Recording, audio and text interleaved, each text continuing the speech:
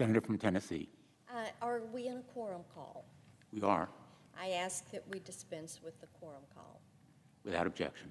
Thank you, Mr. President. I know that you are probably like me, and you've been grateful for the time to be home and to see family and friends and just to chat with them about what is going on in their lives and the issues that are important to them, what they are looking at. And it has been so interesting to get their perspective as we have visited. I flipped through the papers yesterday and I realized that many of our friends around town have this renewed sense of optimism about President Biden's ability to lead the country. I found that really quite interesting. But you could look at it and say it may be a new year, but it's the same old Biden. It goes without saying that I do not share what I see as a misguided view. I entered this year with the same healthy skepticism that I had back in December as we were finishing that legislative year. I will say this, that for the past year, the Democratic majority has indulged an administration that has treated their electoral victory like a mandate to enact some of the most irresponsible and radical policies we've seen in over a generation. Now they're dusting off an agenda that is so unhinged, it has kept the Democrats deadlocked against one another for the year. We have seen this agenda breed mistrust, tension, anger between the American people and their government. Few, if any, of those people could state that they are better off now than they were under President Trump and Republican leadership, but still, the Democratic majority has continued to push Biden's agenda on behalf of the most radical portions of their base. Yes, leaning left, they are leaning far left. They are listening to the social justice warriors and the climate partisans and the big government activists. And the Democratic leadership is doing exactly what they're telling them they want done. Meanwhile, they're ignoring the people back home who actually have to deal with the consequences of this political tunnel vision. Time after time, in poll after poll, even more polls that have come out today, the American people have made it abundantly clear that they are not just dissatisfied with the president's failure to lead, with his radical agenda. And you know what? They're not just angry. What I learned from Tennesseans is that people are really frightened by what they see taking place with this far left, hard left turn. President Biden has to know all of this. The Democratic leadership has to know all of this. Look at all the polls. Doesn't matter if it's NPR, doesn't matter if it's AP, doesn't matter if it is CNN. The agenda, the president, the vice president, they are all underwater. I think they've probably seen this coming since day one of this disastrous administration. And it takes some of the specific issues. The Democratic leadership has had a front row seat to what is happening on the southern border. So has the administration. That has been a complete collapse of our nation's sovereignty at the southern border. With the stroke of a pen, President Biden dismantled the policies that were keeping us safe. He invited waves of illegal immigrants into the country. Yes, said, y'all come, we're ready for you. He threw the Border Patrol and local law enforcement under the bus. Did not listen to them. You don't have to take my word for it. Go to the southern border. Go visit with them.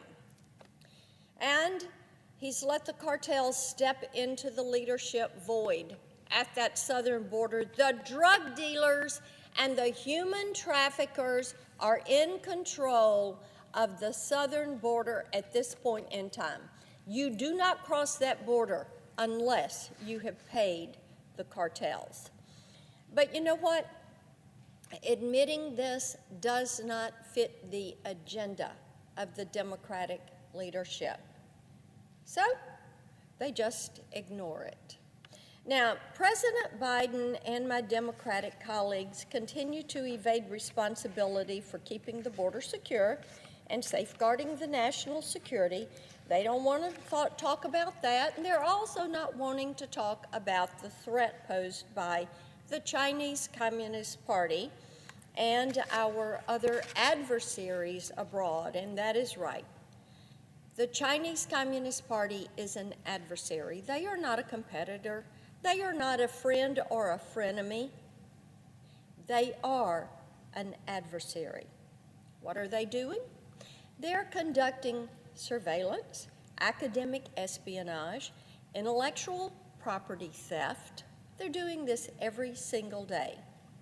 It's all part of the standing operating procedures of the new axis of evil, and all being ignored by people that are charged with running this country, keeping this country safe. Tennesseans will tell you they're very concerned. The American people are very concerned. The polls are showing it, and they are blaming the Biden administration for not feeling safe, not feeling secure, for the supply chain crisis, for inflation. This is all things that have been brought about in the past year by decisions this administration has made, executive orders that they have executed. Every time that people in this country pick up their phone, they're faced with the knowledge that many of the programs and social media platforms that they once enjoyed are controlled by people who refuse to prioritize privacy and data security and realize that these cyber protections are important. They're grateful for all the sunlight that you and I, Mr. President, have been able to shine on the problems with big tech. And so many times as I was at home, people would mention to me how much they had learned through the hearings that we have held, the roundtable discussions, and they are wanting to see more attention brought to keeping us safe and limiting the surveillance, the property theft, the academic espionage that the Chinese Communist Party and our adversaries are conducting in the virtual space. And they're looking forward to seeing us translate this bipartisan consensus into action. They're looking forward to what we're going to deliver when it comes to online privacy, data security, Section 230 reforms, to protect our innovators, to protect our children online, to protect our consumers. And, Mr. President, when people look at what is being done, like the work we've done on technology policy, and what is not being done when it comes to addressing China, addressing Russia, dealing with Iran, when it comes to dealing with inflation, prices at the pump, and prices that are happening at the grocery store, they look at this and they say, where's the president? Where's the vice president? Where are people that should be working for the American people in Congress? And when we talk about the Democratic leadership, we know that they're busy catering to the most radical fringe of the Democratic Party to do their jobs, and they're too busy with that to govern or to keep the economy in one piece and to keep the border intact or to provide for the common defense or to exercise a little oversight over some of the world's most powerful corporations.